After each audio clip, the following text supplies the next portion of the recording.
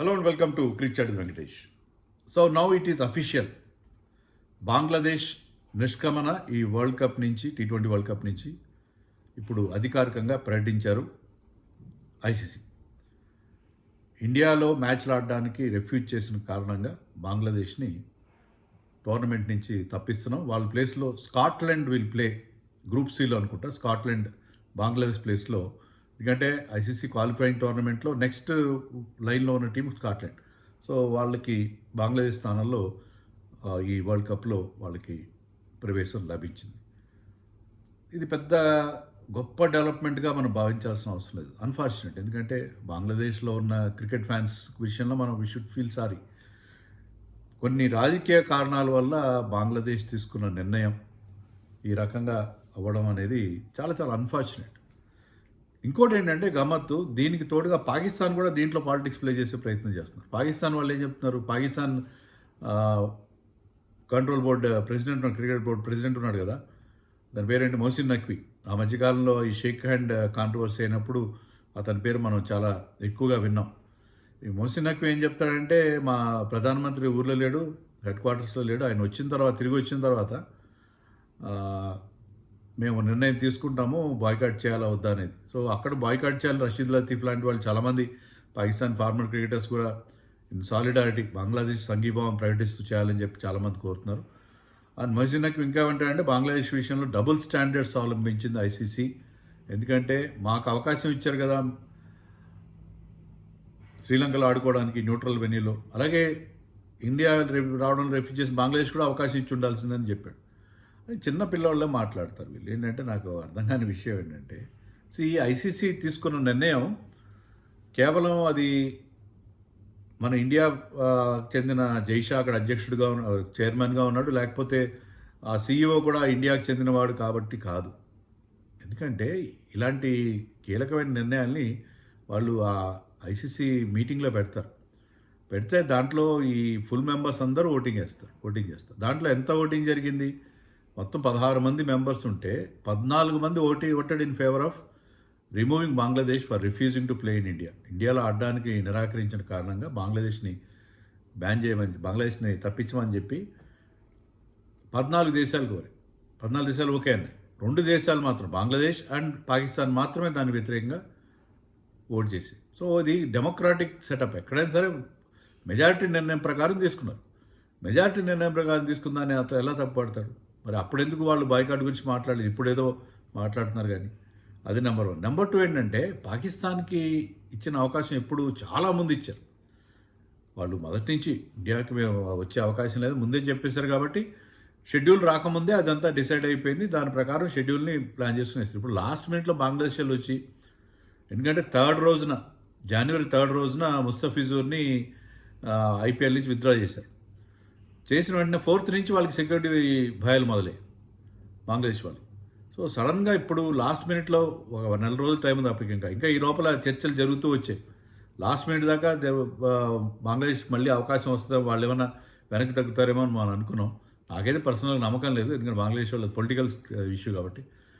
మరి అంటప్పుడు ఆఖరి నిమిషంలో షెడ్యూల్ చేంజ్ చేస్తారు. షెడ్యూల్ ప్రకటించేసిన తర్వాత ఫ్యాన్స్ టికెట్లు బుక్ చేసుకున్న తర్వాత ఐసీసీ చేయాల్సిన లాజిస్టిక్ అరేంజ్మెంట్స్ అంటే టికెట్లు, ఫ్లైట్ టికెట్లు అన్నీ కొనేసుకున్న తర్వాత ఇప్పుడు ఎలా మారుస్తారని పాకిస్తాన్ వాళ్ళు అంటారు. అంటే ఇక్కడ పాలిటిక్స్ ప్లే చేస్తున్నారు పాకిస్తాన్ కానీ బంగ్లాదేశ్ కానీ. బంగ్లాదేశ్లో ప్రస్తుతం ఒక తాత్కాలిక గవర్నమెంట్ ఉంది, వాళ్ళకి ఫిబ్రవరి నెలలో ఎలక్షన్స్ ఉన్నాయి. సో యాంటీ ఇండియా స్టాండ్ తీసుకుని ఈ వరల్డ్ కప్ని నిష్క్రమిస్తే ఇప్పుడున్న తాత్కాలిక ప్రభుత్వానికి కొంత మైలేజ్ దొరుకుతుంది. వాళ్ళు దాని ప్రకారం మళ్ళీ ఎలక్షన్స్కి వెళ్తామని చెప్పి పొలిటికల్గా బెనిఫిట్ పొందడం కోసం వాళ్ళు డెసిషన్ తీసుకున్నారు. అలా పాకిస్తాన్ బాయ్కాట్ చేయాల్సిన అవసరం ఉంది. పాకిస్తాన్ అడిగినట్టుగానే మనం శ్రీలంకలో మ్యాచ్లు చేయడానికి ఒప్పుకున్నాం కదా. ఇండియా కూడా శ్రీలంక వెళ్ళి పాకిస్తాన్తో మ్యాచ్ ఆడుతుంది. ఇంకేం కావాలి వాళ్ళకి వచ్చిన నష్టం ఏంటి, వాళ్ళకి వచ్చిన ఇబ్బంది ఏంటి? మరి పాకిస్తాన్ అలా నిర్ణయం తీసుకుంటూ బంగ్లాదేశ్ వాళ్ళైనా ఒక కారణం చెప్పారు. ఏంటంటే, మాకు ఇండియా వస్తే, ఇండియాకి బంగ్లాదేశ్ మధ్య ఇప్పుడు కొంత టెన్షన్ ఉంది కాబట్టి మాకు ఇండియా వస్తే మాకు సెక్యూరిటీ థ్రెట్ ఉంటుందని చెప్పి బంగ్లాదేశ్ వాళ్ళు అన్నారు. దానికి ఏంటంటే అది నిజమా అబద్ధం అనేది వేరే విషయం.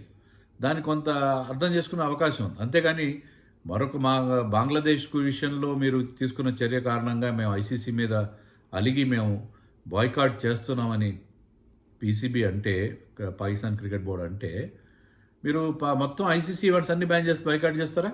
ఈ వరల్డ్ కప్తో పాటు అన్ని బైకాట్ చేస్తారా? మీ కోపం ఇండియా మీదనా లేకపోతే ఐసీసీ పైన? ఎలా బైకాట్ చేస్తారు? ఐసీసీని కాదని మీరు క్రికెట్లో సర్వైవ్ కాగలరా? మీకు ఏదైనా సరైన రీజన్ ఉంటే, మీకు ఏదైనా మీ సెక్యూరిటీ సంబంధించి ఏదైనా రీజన్ ఉంటే అనుకోవచ్చు. మీకు అడిగినట్టుగానే మీకు వేరే దేశంలో న్యూట్రల్ కంట్రీలో మీకు మ్యాచ్లు జరిపిస్తున్నారు. మీరు ఇండియా వచ్చి ఆడాల్సిన అవసరం ఏమాత్రం లేదు. ఈవెన్ సెమీఫైనల్ కూడా మీరు కనుక ఆడే పరిస్థితిలో ఆ సెమీఫైనల్ శ్రీలంకలో జరుగుతుంది. ఫైనల్ కూడా మీరు వస్తే ఫైనల్ కూడా మీరు ఇక్కడ రావాల్సిన అవసరం లేదు. ఫైనల్ కూడా శ్రీలంకలో ఆడే ఏర్పాటు చేస్తున్నాం. అంతా చేసిన తర్వాత ఇండియాకి వాళ్ళకి ఎలాంటి సంబంధం లేకుండా చేసిన తర్వాత కూడా వాళ్ళు నిష్క్రమిస్తే ఐసీసీ వాళ్ళని బ్యాన్ చేయొచ్చు కదా. ఈవెన్ బంగ్లాదేశ్ కూడా బ్యాన్ చేయొచ్చు. ఎందుకంటే పొలిటికల్ ప్రభుత్వం చెప్పినట్టు చేసినట్టు. ఎందుకంటే గవర్నమెంట్ ఇంటర్ఫియరెన్స్ని ఐసీసీ ఎప్పుడు క్రికెటింగ్ మ్యాటర్స్లో దాన్ని ఐసీసీ కానీ మరే ఇంటర్నేషనల్ క్రికెట్ బాడీ కానీ ఇంటర్నేషనల్ స్పోర్టింగ్ బాడీ కానీ దాన్ని తేలిక తీసుకోదు. పొలిటికల్ ఇంటర్ఫిరెన్స్ ఉండకూడదు క్రికెటింగ్ డెసిషన్స్ ఆర్ స్పోర్టింగ్ డెసిషన్స్లో. అలాగే పాకిస్తాన్ కూడా ఈ రకమైన నిర్ణయం తీసుకుంటే పాకిస్తాన్కి పెనాల్టీ పడుతుంది, బంగ్లాదేశ్కి పెనాల్టీ పడుతుంది. తర్వాత పాకిస్తాన్ ఆల్రెడీ ఒక చాలా బీద క్రికెట్ బోర్డు అది. వాళ్ళు కనుక ఈ వరల్డ్ కప్ రాకపోతే they will be losing lots and lots of money. ఎన్నో వందల కోట్ల రూపాయలు, ఈవెన్ వాళ్ళ కోట్ల రూపాయలు వాళ్ళ రూపాయి చాలా తక్కువ, దాని వాల్యూ చాలా తక్కువ అయినా కూడా కోట్లాది రూపాయలు, వందల కోట్ల రూపాయలు, ఈవెన్ వాళ్ళ కరెన్సీలో 1000 కోట్లు కూడా అయినా కావచ్చు. చాలా పెద్ద నష్టం. They stand to lose lot. ఇదంతా పొలిటికల్ పోస్చరింగ్ తప్పిస్తే, ఏదో అట్లా యాంటీ ఇండియా సెంటిమెంట్ కోసం మాట్లాడడం తప్పిస్తే ఏం కాదు. మొహసిన్ నఖ్వీ ఒక జోకర్గా మారిపోయాడని మనకు తెలుసు. అతను లాస్ట్ టైం కూడా మనం చూసాం. అతను కప్పు తీసుకుని తన లాక్ అండ్ కీలో పెట్టుకొని ఐసీసీ అక్కడ ఏసీసీ ఏషియా కప్ని అతను చేసిన డ్రామా అంతా మనకు తెలుసు. అలాగే ఈ బెదిరింపు కూడా ఒక డ్రామా మాత్రమే. డ్రామా తప్పిస్తే ఏం కాదు. మా ప్రైమ్ మినిస్టర్ లీడ్ వచ్చిన తర్వాత నిర్ణయం తీసుకుంటాం. ఇదంతా ఏంటంటే బంగ్లాదేశ్కి మేము వత్తాసు పలుకుతున్నాం. గమ్మత్ ఏంటంటే ఛాంపియన్స్ ట్రోఫీ పాకిస్తాన్లో జరిగింది. మనమైతే మ్యాచ్లు మనం యూఏఈలో ఆడాం.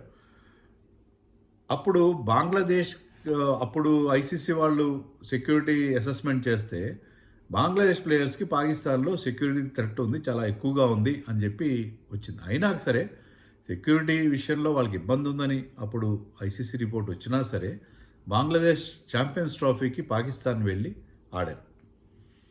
ఇప్పుడు ఇండియాలో ఇండిపెండెంట్ ఏజెన్సీ అసెస్మెంట్ చేసింది ఏంటంటే బంగ్లాదేశ్ ప్లేయర్స్కి సెక్యూరిటీ థ్రెట్ చాలా లోగా ఉంది, ఏమాత్రం అది పట్టించుకోవాల్సిన అవసరం లేదు, ఎలాంటి హై సెక్యూరిటీ రిస్క్ లేదు అని చెప్పి ఇచ్చిన తర్వాత కూడా బంగ్లాదేశ్ రావట్లేదంటే ఇది కేవలం పొలిటికల్ రీజన్స్ వల్ల రావట్లేదు. ఒక అక్కస్సుతో ముస్తఫిజుర్ని మీరు బ్యాన్ చేస్తారా అన్నట్టుగా, మేము చేసేది మేము చేస్తాం అన్నట్టుగా. ఎంత నష్టం వాళ్ళకి నేను ఇంతకుముందు చెప్పినట్టుగా కొన్ని వందల కోట్ల రూపాయలు నష్టపోతారు. తర్వాత వాళ్ళకి ఎవ్రీ ఇయర్ వచ్చే ఐసీసీ నుంచి వచ్చే బోల్డంత ఆదాయం అంతా కూడా దానికి కూడా గండిపడే అవకాశం ఉంది. సో బంగ్లాదేశ్ తీసుకున్న నిర్ణయం కేవలం పొలిటికల్ డెసిషన్స్. ఇదే బాధాకరమైన విషయం ఏంటంటే బంగ్లాదేశ్ కానీ పాకిస్తాన్ కానీ క్రికెట్లో ఈ వాళ్ళ రాజకీయ ప్రయోజనాలని ముడిపెట్టి, అంటే మీరు కొంతమంది అనొచ్చు బెంగాల్లో ఎలక్షన్స్ ఉన్నాయి, అస్సాంలో ఎలక్షన్స్ ఉన్నాయి కాబట్టి బంగ్లాదేశ్ యాంటీ బంగ్లాదేశ్ సెంటిమెంట్ పెడితే బీసీసీఐ కూడా చేస్తుందని చెప్పి. కానీ మనకు తెలుసు కదా, ఇప్పుడు ముస్తఫిజుర్ని ఎప్పుడైతే టీంలో పెట్టారో, ఎప్పుడైతే మైనారిటీస్ మీద బంగ్లాదేశ్లో దాడులు జరిగాయి, కొంతమందిని దారుణంగా చంపేశారో, మాబ్ ఫ్రెంజీలో మాబ్ అటాక్లో మూకదాడులు చనిపోయారు. మన ఇండియాలో యాంటీ బంగ్లాదేశ్ సెంటిమెంట్ ఎంతగా వచ్చిందో మనకు తెలుసు. ఇదేదో పొలిటికల్ రీజన్ అని నేను అనుకోను. సో ఆ సెంటిమెంట్ని మనం గౌరవించాలి. బంగ్లాదేశ్లో ఇలా జరుగుతున్నప్పుడు బంగ్లాదేశ్ ప్లేయర్స్ మనం ఐపీఎల్ ఎందుకు ఆడించాలి? ఐపీఎల్ అనేది డొమెస్టిక్ టోర్నమెంట్, మన దేశవాళీ టోర్నమెంట్ అది. కానీ వరల్డ్ కప్లో వాళ్ళు రావడానికి మనకి ఎలాంటి అభ్యంతరం లేదు. ఇంకా వరల్డ్ కప్ ఇది మల్టీ నేషనల్ ఈవెంట్. సో మనం ఐపీఎల్ వరకు బంగ్లాదేశ్ వాళ్ళకి మనం ఎందుకు డబ్బులు ఇవ్వాలి? 9 కోట్లు వాళ్ళు ఇలా చేస్తుంటే ఒక బంగ్లాదేశ్ ప్లేయర్కి మనం 9 కోట్లు ఎందుకు ఇవ్వాలనేది మన దేశంలో వ్యక్తమైన సెంటిమెంట్. దాన్ని మనందరూ గౌరవించాలి ఈ పొలిటికల్ డెవలప్మెంట్ నేపథ్యంలో. అంతే తప్పిస్తే మాది డొమెస్టిక్ టోర్నమెంట్ ఎందుకు ఆడించాం. కానీ మల్టీనేషనల్ టోర్నమెంట్స్ విషయంలో మనకి కానీ ఎవరికి ఎలాంటి అభ్యంతరాలు లేవు. సో ఇది చాలా విచిత్రమైన పరిస్థితి మన పొరుగు దేశాలు. ఇవన్నీ చూస్తుంటే ఇంక ఏషియా కప్ అనేది భవిష్యత్తులో జరగదేమో అనిపిస్తుంది. ఎందుకంటే మనకి బంగ్లాదేశ్తో పడదు, పాకిస్తాన్తో పడదు, శ్రీలంకతో కూడా మన రిలేషన్స్ అంతంత మాత్రంగా ఉంటాయి. గతంలో శ్రీలంకతో మనకి కొన్ని ఇష్యూస్ వచ్చినప్పుడు మన ఏషియా కప్ కూడా ఆడని సందర్భాలు ఉన్నాయి. సో ఈ ఏషియా కప్ అనేది ఇవన్నిటి మొత్తం పొలిటికల్ డ్రామాలో ఏషియా కప్ అనేది గటకెక్కుతుందేమో నాకు అనిపిస్తుంది. సో ఈ హోల్ ఎపిసోడ్ గురించి మీరేమనుకుంటున్నారో నాకు కామెంట్స్లో చెప్పండి.